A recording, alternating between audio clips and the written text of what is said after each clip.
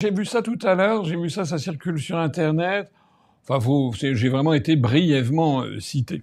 J'ai été brièvement cité à plusieurs reprises d'ailleurs, puisque je crois que j'avais fait venir LCP, la chaîne parlementaire, m'avait proposé une interview il y a quelques jours. Comme c'est, si vous voulez, c'est tellement rarissime qu'évidemment on avait dit oui, bien sûr. Parce que sinon, d'ailleurs, si j'avais dit non, on aurait dit, ah, vous voyez, ils refusent quand on leur propose. Donc, du coup, on avait dit oui un peu sous n'importe quelle condition. On s'était pas trop renseigné sur les conditions. L'équipe de LCP était donc venue ici au siège et dans mon bureau. Et j'ai donc eu deux jeunes journalistes qui m'ont posé des questions pendant 10 minutes. C'était notamment sur ce que je pensais des déclarations de Macron concernant l'élargissement de la force de frappe nucléaire à l'ensemble de l'Europe, en me disant qu'il n'y avait pas de tabou, il fallait y réfléchir. Et je leur ai dit que ça s'inscrivait exactement dans ce que je disais tout à l'heure, c'est-à-dire dans l'idée d'avoir une Union européenne devenant un État. Et donc, dans ce cadre-là, il est logique que la France disparaisse et qu'elle donne sa force nucléaire à l'Union européenne, c'est-à-dire en fait aux États-Unis et à l'Allemagne. Bien. Donc j'avais dit ça. Et puis après, ils ont plié bagages, ça avait duré 10 minutes, et je leur ai dit, bon, ça sort quand, etc., et combien de temps. Et c'est là qu'ils m'ont appris, ce que j'ignorais, c'est que, en fait, des 10 minutes, ils en feraient 40 secondes. C'est ce qu'ils appellent une pastille dans ce milieu. Alors 40 secondes, c'est une plaisanterie, évidemment. C'est un tout petit truc. Et que ce serait dans une émission avec un débat avec Madame Nathalie Loiseau. Ce que j'ignorais. Donc on m'avait pas prévenu. Et en effet, c'est ce qui s'est passé.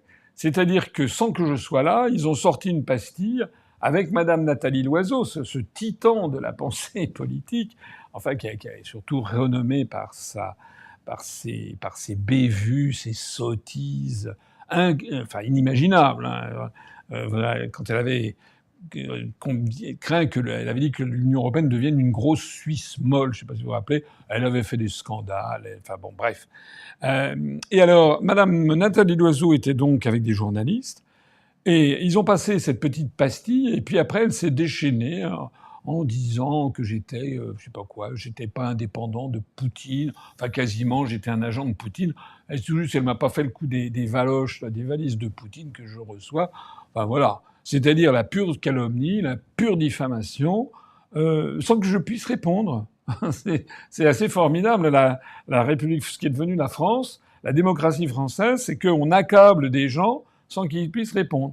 D'ailleurs, il est assez extraordinaire de voir que Madame Nathalie Loiseau était invitée à LCP alors qu'elle n'est pas tête de liste pour les élections européennes, quand moi je n'y étais pas invité. Alors, effectivement, je crois que ça c'était donc avant-hier, soit, et puis hier ou ce matin, je ne sais plus, il y a eu un débat, paraît-il, sur CNews et non plus sur LCP, parce que Gabriel Attal a encore dû dire je ne sais pas quoi sur le Frexit, sans doute en disant que le FN voulait le Frexit, le RN, ce qui est un mensonge et honteux, mais j'ai déjà expliqué pourquoi ils le font.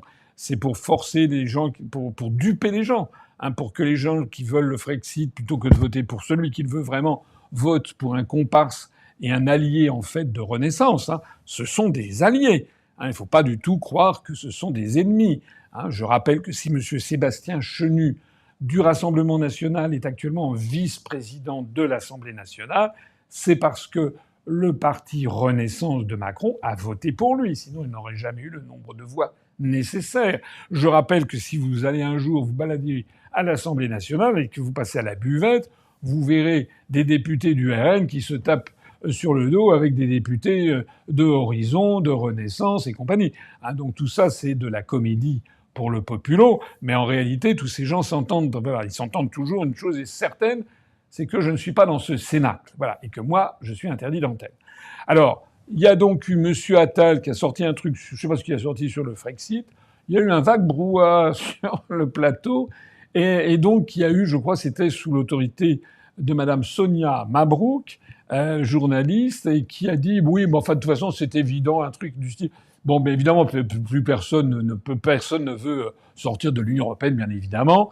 Et donc, il y a quelqu'un qui a dit si, il y a encore un parti politique qui le veut. Il y a un journaliste qui a dit si, il y a Asselineau, et il a dit sur un ton un peu goguenard, si j'ai bien compris, il faudrait faire un débat entre Attal et Asselineau. Alors là, il y a eu les rires gras sur ce plateau de télévision de gens qui riaient de bon cœur devant cette bonne blague d'imaginer un débat entre Asselineau et Attal, le tout devant une moue un peu dédaigneuse de madame Sonia Mabrouk. Voilà. Alors c'est ça qui s'est passé, je crois, c'est tout. Bon. Alors ça veut dire quoi? Ça veut dire d'abord que, en fait, je crois que, je crois que d'une façon ou d'une autre, je crois que je les obsède. Voilà.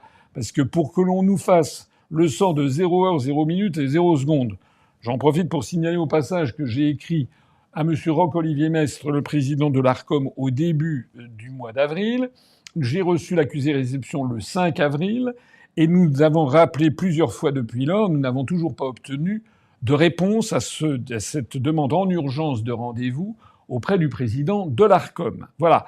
Et je sais aussi qu'il y a un certain nombre d'entre vous qui écrivent à l'ARCOM, et je sais que l'ARCOM leur envoie une espèce de réponse renéotée sur le thème « Écoutez, attendons le début de la période d'équité, puis on verra s'il dépose sa liste ». C'est-à-dire que nous, on va déposer la liste. On l'a d'ailleurs déposée en 2019, en 2014. Il n'y a aucune raison qu'on ne dépose pas la liste.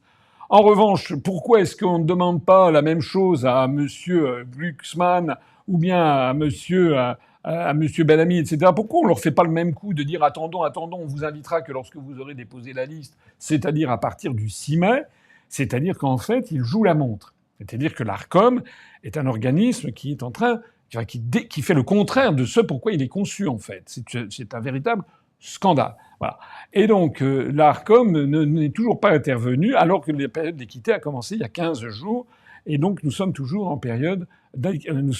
0 heure, 0 minute et 0 seconde, puisque même mon passage sur CNews, qui avait eu lieu le 14, c'était avant la période d'équité qui commençait le 15. Voilà. Alors, il a donc été vaguement question de moi là-dessus. Mais pourquoi il parle de moi, en fait? Je crois vraiment que je les obsède. Puisque nous avons 0 heure, 0 minute, 0 seconde, et que de l'autre côté, on a des sondages qui nous mettent à 0.